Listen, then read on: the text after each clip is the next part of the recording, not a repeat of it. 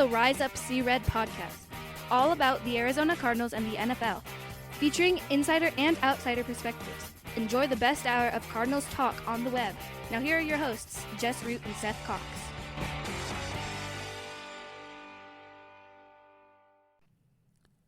Hello, Arizona Cardinals fans, and welcome to the latest edition of the Rise Up See Red podcast, the best hour of Cardinals talk on the web. I'm your host, Jess Root from CardsWire.com, the USA Today NFL Wire site covering the Arizona Cardinals. And with me, recording on a Tuesday night for our review show, is Seth Cox from RevengeOfTheBirds.com, and one of the hosts of the original Draft Breakdown podcast.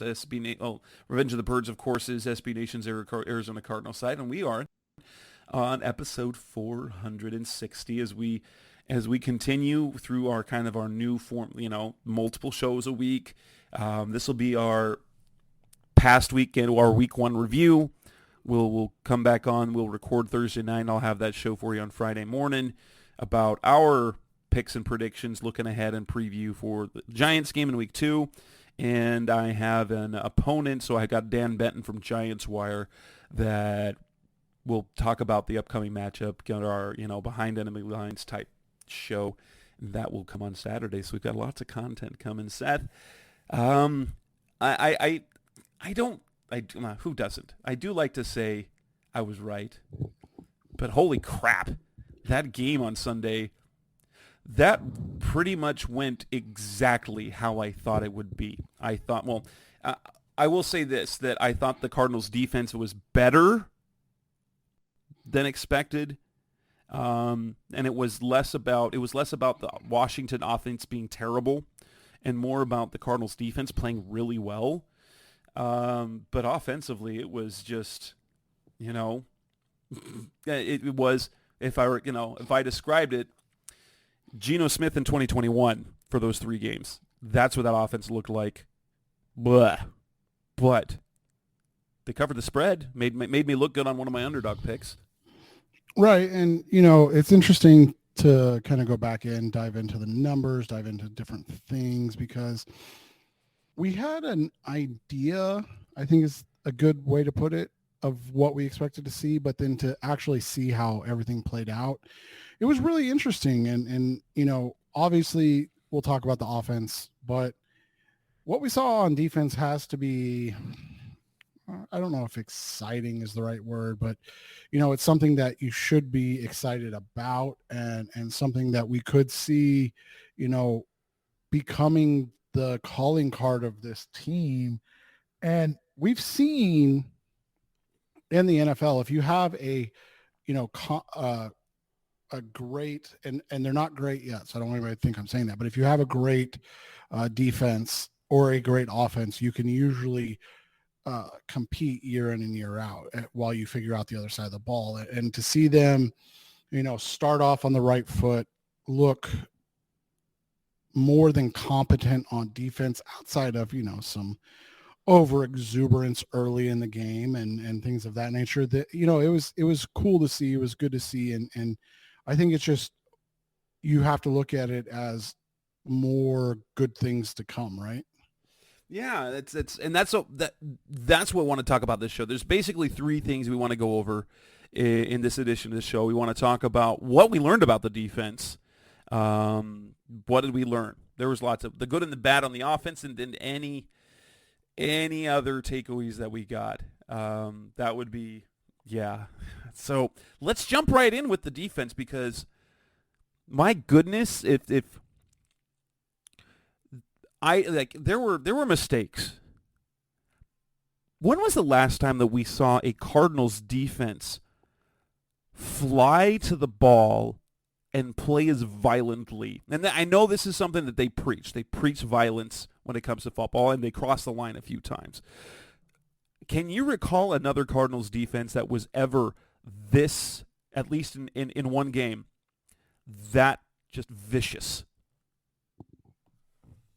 No, and that's what they've preached, and that's what they've wanted, and to see it executed in the first game is, impressive. And it's what we were hoping this team would be about.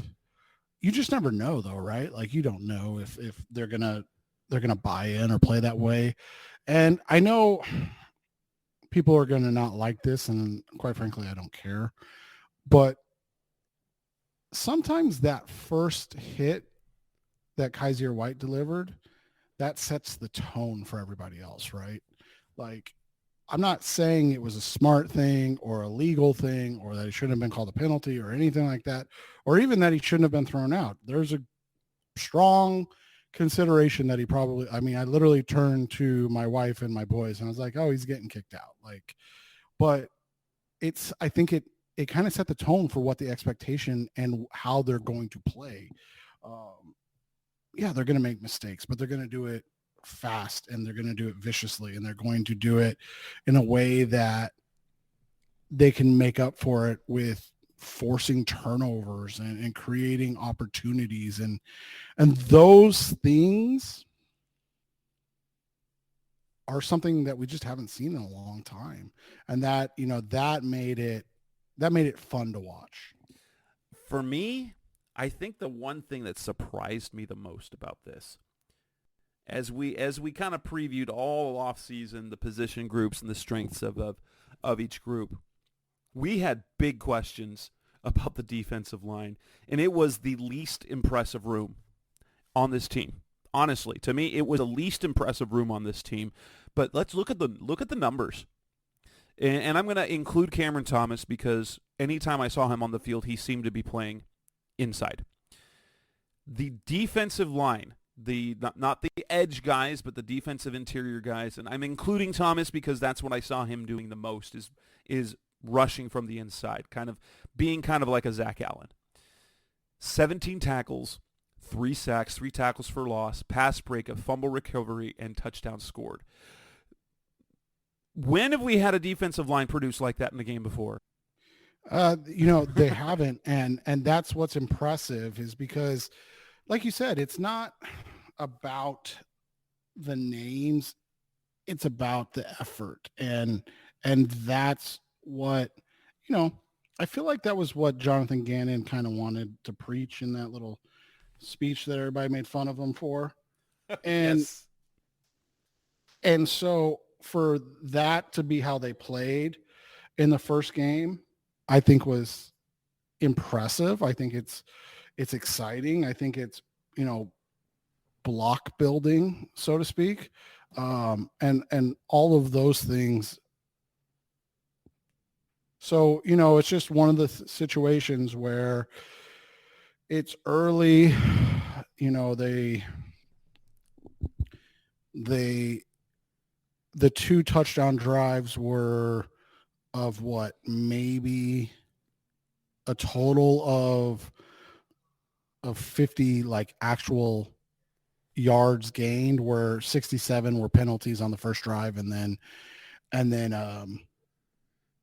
you know, the last drive was the turnover by Josh Dobbs and they had a short field. So like the 2 touchdown drives even were, again, the penalties were their fault, you know, but it wasn't like the Commanders were just marching up and down the field on them. And I think that's, you know, that was important. And we saw guys do different things. We saw guys have success in different areas. And, you know, I think for the most part, you have to look at this as a loss that showed that the defense is probably going to be the calling card, especially until Kyler Murray gets back. And it's going to do exactly what we said, keep them in games. And it shows that after one game that what we saw in the preseason was confirmed from the starters at least, because after that it was kind of messy in the preseason. But the fact that the starters being out there, they were physical. It was, you know, I mean, they're not like a historically good defense, so it's not like they're going to get 3 and outs every single time. But the fact that they were able to limit Washington to, what was it, a total of 248 yards. They held them on 33% on third down. They averaged 3.3 yards per rush. They forced 3 turnovers. these are all great metrics. These are great metrics that they had, and red zone. You know what those metrics that defensive coordinators always preach is third down and red zone, and they held them to 33% on third down, and they were 2 for 5 scoring touchdowns in the red zone. So there's not much to complain about other than the individual mistakes that they made early on. But there was just, and now Zaven Collins and Dennis Gardeck, and the fact that they're getting production for Victor Dimukeje, I am amazed at the production that they're getting, because Vance Joseph is a highly respected defensive coordinator, but it seems like Nick Rawlis, Jonathan Gannon are just elevating the play, because like Victor Dimukeje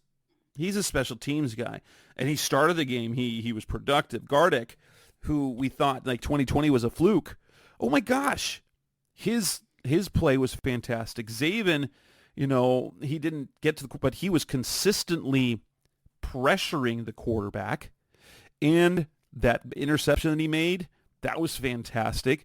And I wonder if, because I'm guessing they got this from the production meeting, there were multiple times where the TV broadcasters referred to Zaven Collins as a budding superstar, a burgeoning superstar, basically on the cusp of being a great player. And he had a pretty good season last year, but I don't think there was at any point last year where anyone thought that he was going to be a star, just that he was going to be a capable, competent player.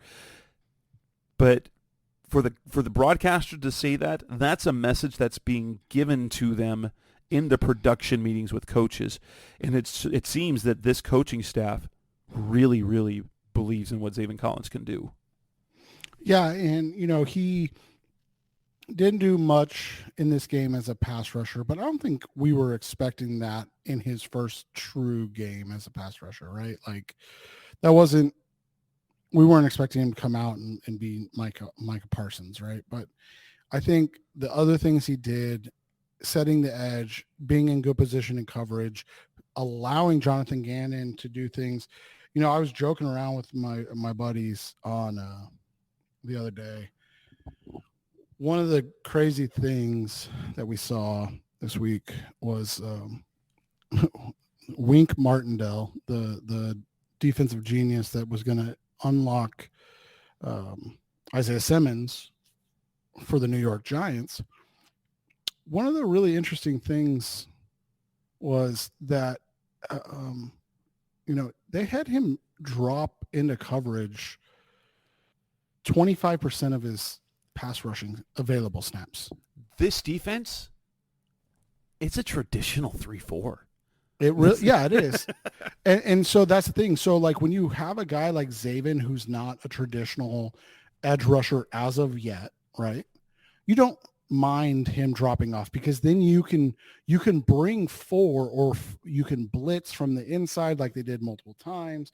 And you can drop into zones without, one of the things we always complain about, why is Vance Joseph having Chandler Jones drop into coverage, right? What is going on with that? Well, in this defense, that's okay, because Zaven's not necessarily your elite edge rusher at this point. He's just one of your outside linebackers. And so that makes this defense a little more multiple.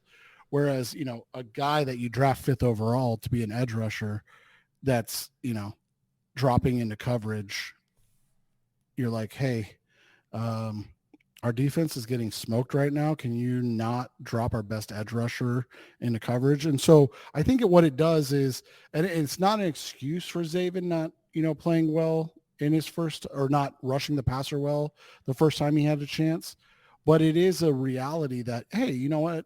He still is able to contribute heavily to this defense. And while I didn't think, well, obviously he didn't pass rush to production. I thought he was productive in terms of what he did. There was movement of the pocket. There was pressure. But I mean, I don't know what the actual metrics showed.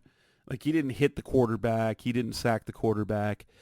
But he did make Sam Howell move multiple times. Right. with his pressure. And I thought he did an excellent job setting the edge as an edge defender, which is something that outside of Chandler, we didn't see a whole lot of the last couple of years. Like it was actually one of the weak spots of this defense. So, it was a good thing. I wanted to ask you this, and I know you wrote the article today. Was the defensive rotation a surprise to you? Like how it's basically it's basically the starting secondary and Kaiser White, and then everybody else is on a rotation. I mean, I know Kayvon Wallace played a ton of snaps as like the nickel guy. He was Isaiah Simmons. He's playing what they had. I thought that they were going to use Antonio Hamilton basically as the slot guy, but apparently they like JT playing the slot, and they bring in Wallace to be Isaiah Simmons. And the fact that Isaiah Simmons didn't fit in this defense, that says a lot about him. And I don't know if we talked about the Odegaard article after the fact. Did we talk about that? Not really. We didn't have a chance to talk, but the fact that, and Monty Austinfort on the final preseason broadcast suggested it. There was a cultural fit problem, and the fact that they moved into a position that he supposedly felt better about. And he can't, Kayvon Wallace is a fine player, but Isaiah Simmons playing that position should be special. Why he wouldn't fit in that violent, play. Well, and there's two plays in this game that Kayvon Wallace made that if he has not even Isaiah's size, but just Isaiah's athletic ability, they're pick sixes. And so that's, what's lost in this situation. And it's unfortunate that Isaiah didn't fit, but the way the rotation worked with the secondary, both safeties, both corners, and Kaiser, basically they're going to be on the field 100% of the time. I know Jalen Thompson didn't play one snap, but they're basically he left because he had to come out of the game for a play. Was it his helmet came off, right? It was he was shaken up on one play, and so there was an injury time. He had to come off the field. Right. So it's not like they were going to. So basically it looks like what they're doing is they're going to play, like you said, mostly a traditional 3-4. They're going to roll. So they're rolling Kayvon Wallace in, and are they taking out Woods, or they're taking out? It was for much of what it was. And I don't know if it was exclusively. They maintained their 5-man front and left Kaiser in, and then had 5 defensive backs. They basically had a 5-1-5. Yeah, that's what I thought. Yeah, and so it's interesting to see how they rotate it because Zaven Collins and Jonathan Ledbetter lead the way with just over 40 snaps. So, what about 60% of the snaps, which is the Ledbetter thing. That's what we said the lead D tackles do, right? And Collier was at 37, so he's, just above 50%. But from there, it's just basically a rotation, right? It's like, here you go, guys. Like Watkins plays a little less than half. Strong plays a little less than half. Gardeck, Thomas, Dimick. And it's almost like they're playing them in waves. And they're like, hey, you've got, 4 plays this series, or you've got this series. So go balls to the wall and know that you're going to get a break the next series. So we don't need you to come back in. Cause didn't it seem in the game Dennis Gardeck played way more than just 28 snaps it really did. Yeah. And so, and again, I want to point out when you look at how they're being utilized, it's really crazy that basically a third of their passing defensive snaps, they drop these guys into coverage. I mean, and it's And what it creates is an unknown for the defense. They can't say, oh, Zaven and Dennis are in, so Zaven's going to drop and Dennis is going to rush. You can't say that because Zaven pass rushed 22 times, dropped 8 times. Gardeck pass rushed 15 times and dropped 6 times into coverage.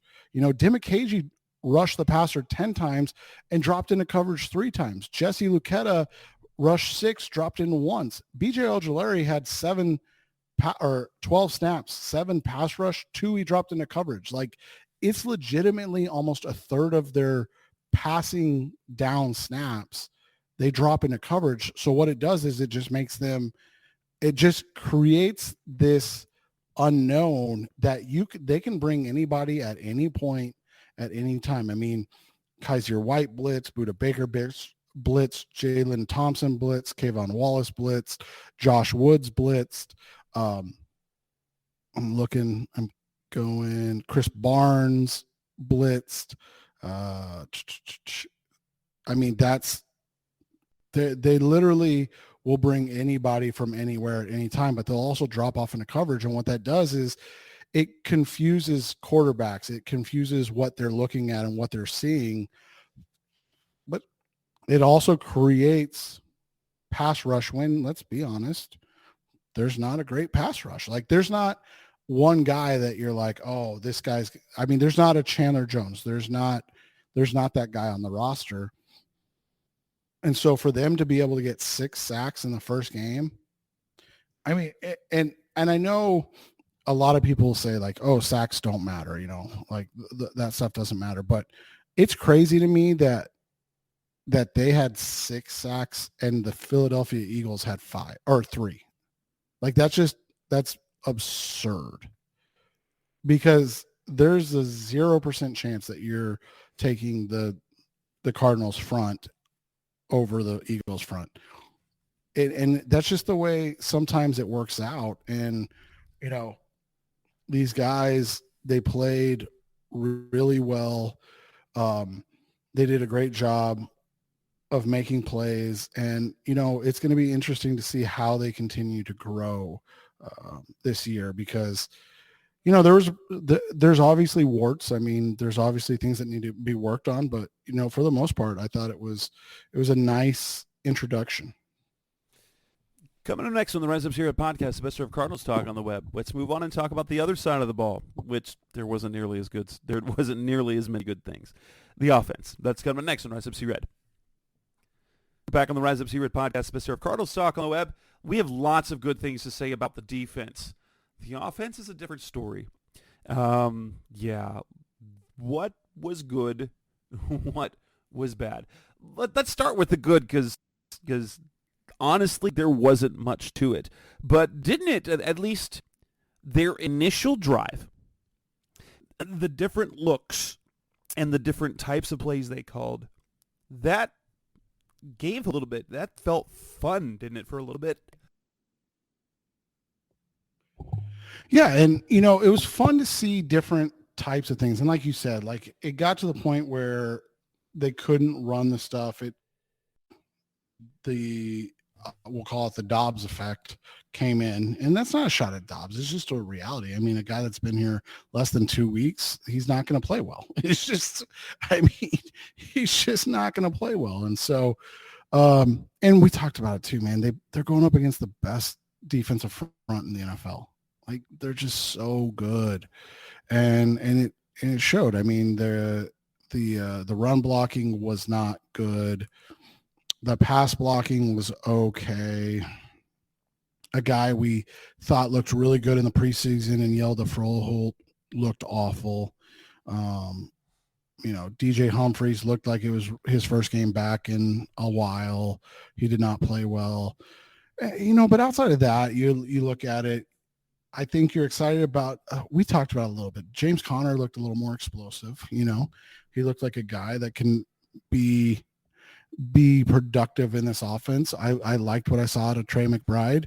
Zach Ertz isn't healthy. A healthy Zach Ertz, even though that was a poorly thrown ball, probably catches that high pass for a touchdown, right? Like, all of those things played a role, and yet they still got the ball back with plenty of time to win the game. Yeah. They still had multiple chances. Like all of the negatives still didn't matter because they still had a chance at the end.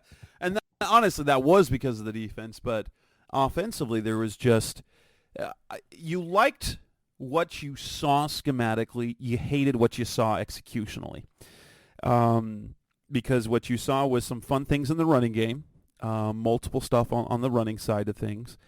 You saw moving the pocket, which if we see that from Kyler, I think that will be really good. We saw Rondale Moore used a little bit down the field. It was as much as we like that the defense looked like it looked like your traditional 3-4 defense schematically. This offense looked less gimmicky, and I hate to call Cliff's offense gimmicky because it was based on there were different philosophical type beliefs about things, but the idea of them not being predictable, I thought that they were fairly predictable, but that might have been for a number of reasons, who they were playing, and lots of things like that. But what did we see a ton of? We saw a ton of tight end and running back usage. In fact, like I charted out the numbers of their 58 plays, 36 of them went in the direction of a tight end or a running back. That's a lot. But that also might have simply been part of the game plan against Washington, where we discussed how their strength is up front and less so in the middle and the back end. Right. And, it's one of those situations where, and it was funny, we were actually talking at my youth football practice tonight about this. The difference in how hard it is to find 5 offensive linemen that can play in unison and look good than it is to find 4 or 5, defensive front guys that you're just like, hey, go kill people. Like, it's so different. And again, when you talk about going up against the best just across the board defensive front in the NFL with a bunch of killers, and you're a new offense, learning, playing with a quarterback that's been there less than 2 weeks. And let's be honest, a bunch of guys that didn't get a lot of reps together. I mean, none of these guys played none of this grouping all played together in the preseason. It never happened because Josh Dobbs wasn't there and Zach Ertz wasn't there in the preseason. DJ Humphries got like 20 snaps in the preseason. Like, these guys just, it's going to be slow. It's going to be ugly, but you have to fight through the minutia of what we saw, especially the negatives, and say like, hey, I love the usage of the 2 and 3 tight end sets. I love the usage of Marquise Brown. I love the usage of Michael Wilson and Rondale Moore. Zach Ertz and Trey McBride are going to be used a ton in this offense. And then James Conner is really going to thrive once they're able to throw the ball consistently a little bit more. If they're able to throw the ball just a little bit better this last game, they probably win by a touchdown. If Kyler Murray's playing, they probably win by 2 touchdowns, if not more. Like, that's the thing. If it weren't for Josh Dobbs coughing up the football, they should win that game. And that's with the offense playing bad. And that's the part that for me was frustrating, is that... Oh, totally frustrating, because you look at it and you say, what could have been based on, a bevy of things. What could have been if they kept Colt McCoy, or what could have been if they didn't give Colt McCoy the offseason to see if his arm strength could build back up. And they just went and signed Jacoby Brissett or even Josh Dobbs in March, right? Like any of these guys. Yeah, and instead, and that's all. Go ahead. I was just gonna, and I keep hitting, like, I said it when they cut McCoy and traded for Dobbs. I'm like, you can make the argument, but I have a hard time believing that even a washed-up McCoy was a worse option than what we saw in week 1. Maybe it improves. Maybe there is some upside. But we've seen Josh Dobbs since 2017. I think he is what he is. This isn't Geno Smith, okay? Geno Smith, who is a widely, you love Geno Smith coming out of college, who was drafted high. He wasn't drafted, he wasn't a first-round pick, but many thought he would be, and got extensive starting experience on a bad team, and then waited. This is completely different. Josh Dobbs he's been a QB3 most of his career, and now he's starting, and we're expecting him to be the best option that we have till Kyler gets back. I have a really hard time believing that, and I'm not hopeful about it. Yeah, and I mean, and if people are not, I understand why. I mean, Dobbs' career, the way he's played, the way he just missed things on Sunday, it was bad. I mean, there's no two ways around it. It was just bad. And so he's got to be better if this team's going to win. And if they're not, then, a lot of that falls on him. And it's just, it just makes it tough because you want to be excited about things, but at the same time, it's hard to be excited when you've got Josh Dobbs as your quarterback. So, I'm taking the wait and see approach. I'm not overly panicked at this point because I realized that it was going to be a hard, long, hard season anyways. Like, this was going to be one of those seasons that you kind of had to take with a grain of salt. You look at their upcoming schedule, we'll talk about the Giants on Thursday, but you look at their upcoming schedule, they got Dallas, who looked great, San Francisco, who looked great, Cincinnati, who looked like bums, but, should be great, and then Los Angeles, who actually looked great in those 6 weeks. And so when do you bring back Kyler and do they look better? Like, those are all questions we'll have to ask. But like, if they start to progress offensively, especially going into this next game or coming out of this next game, I think that just makes you more excited for what could be. Yeah, I want to, especially against a team that is not nearly as strong up front. I mean, Dexter Lawrence is a monster, but he is, but outside of that, they're a very vulnerable team on the defensive side of the ball, and you hope that this team can improve, especially in their home opener, and give this team a chance to win. Absolutely. So yeah, Josh Dobbs. Coming up next on the Rise Up Red podcast, the best of our Cardinals talk on the web. Let's discuss any other takeaways that we've got from the game. That's coming up next on Rise Up Red. We're back on the Rise of Red podcast, the best of our Cardinals talk on the web. I know there are people who are rooting for the tank job, that losing to the Commanders probably was better in the long term.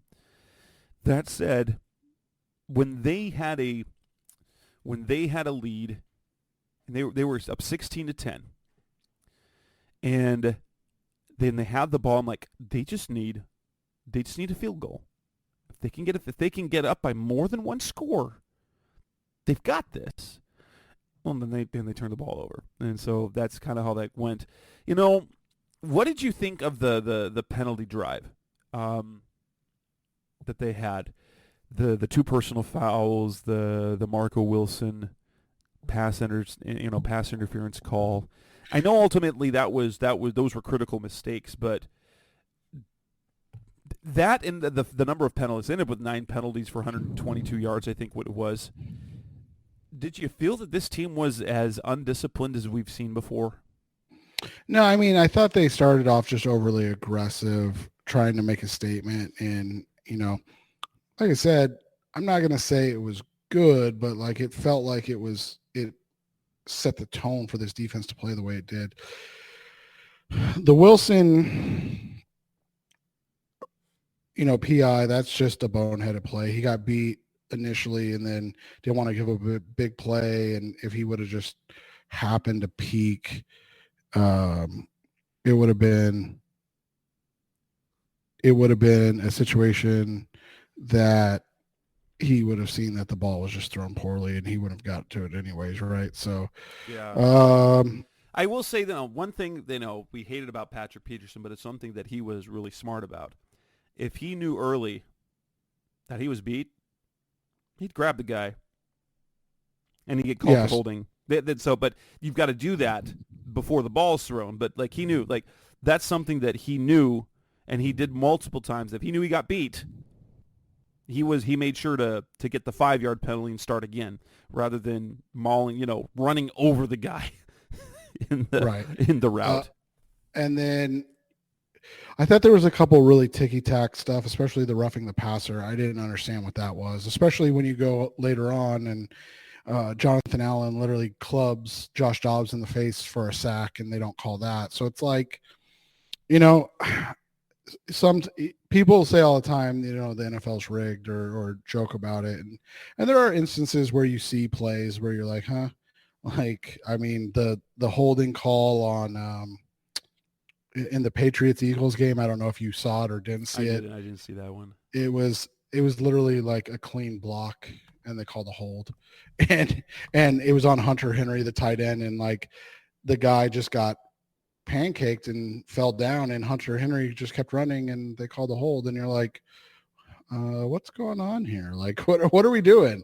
So it's just interesting how it goes. But, at the end of the day, undisciplined, if you want to call it, or overly aggressive, which is what I would call it, especially the personal foul penalties. Yeah, that's what I felt. It was less about mental mistakes, like pre-snap type things, as it was about over-aggression, bad decision-making, as opposed to the freaking, false starts, those or delay of game. Those are always just maddening. And these were football penalties as opposed to bonehead penalties. Right.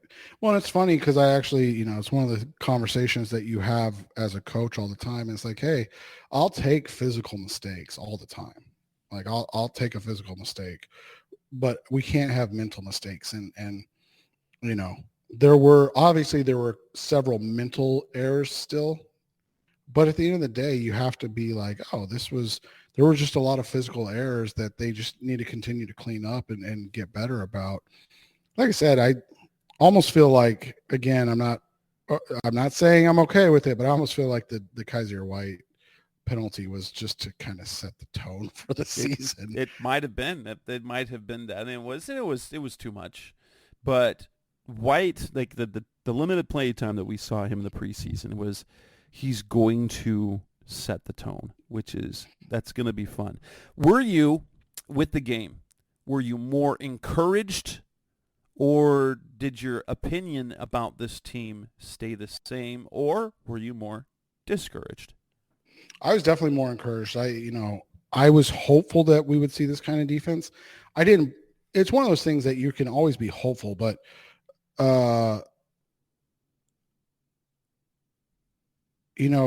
it's interesting to look at things and say, oh, well, this is actually how it happened, or it's actually happening, as opposed to like, oh, we're going to be a physical and aggressive defense. And so just to see it, you're like, oh, this is this is different. That's encouraging because not only did they say they were going to do it, they did it, and they did it to a point where they had themselves in a position to win the game. A better quarterback, they win that game. There's just no two ways around it. Right. Yeah, I was definitely encouraged, and it confirmed, at least initially, the little bit that we saw from the starting defense in the preseason. And I always felt like when going back to our game-by-game predictions and like the number of games we thought, I always felt that this year, even if it wasn't good early, that this defense would come together and be very competitive simply because of the type of players and the type of scheme that they're running.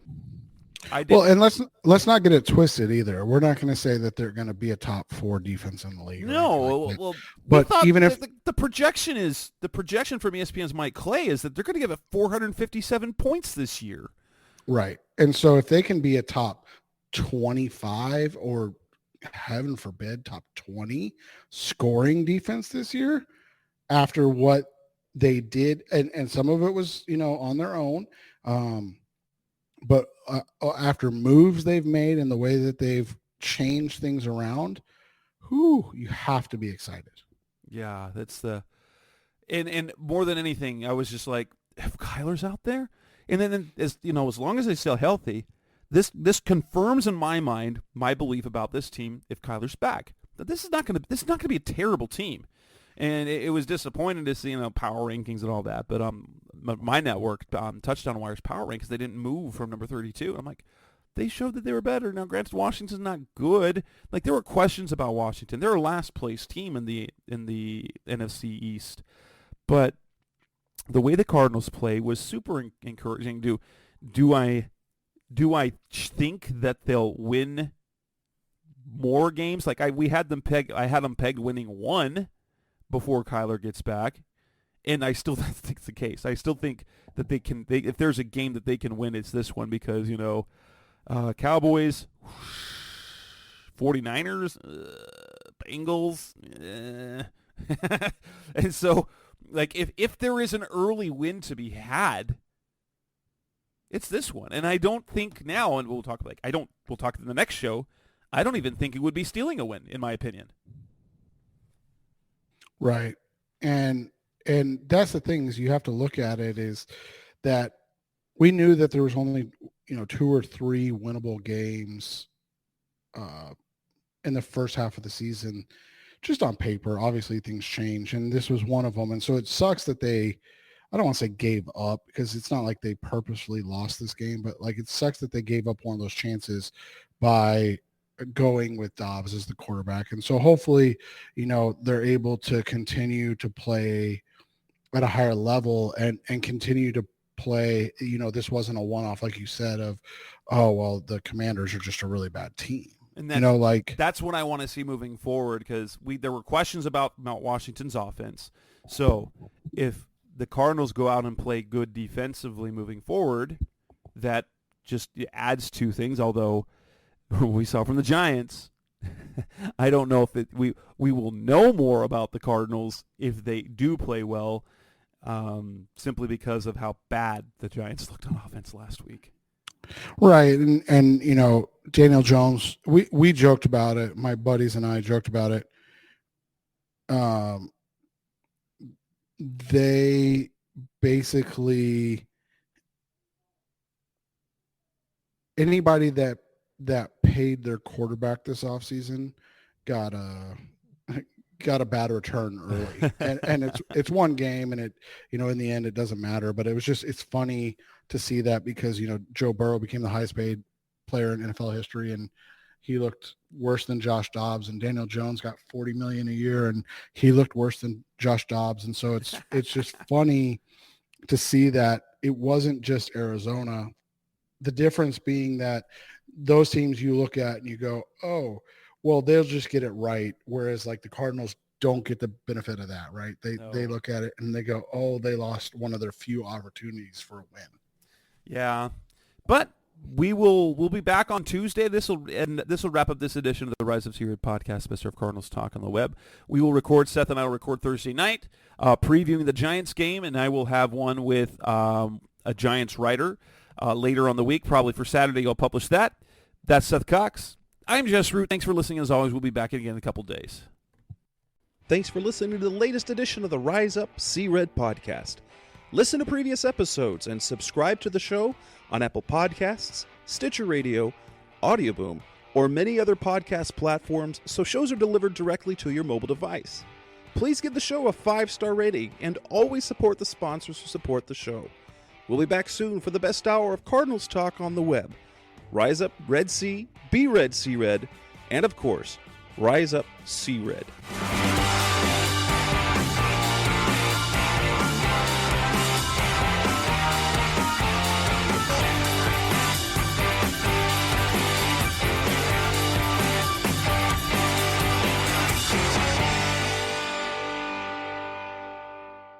Rise!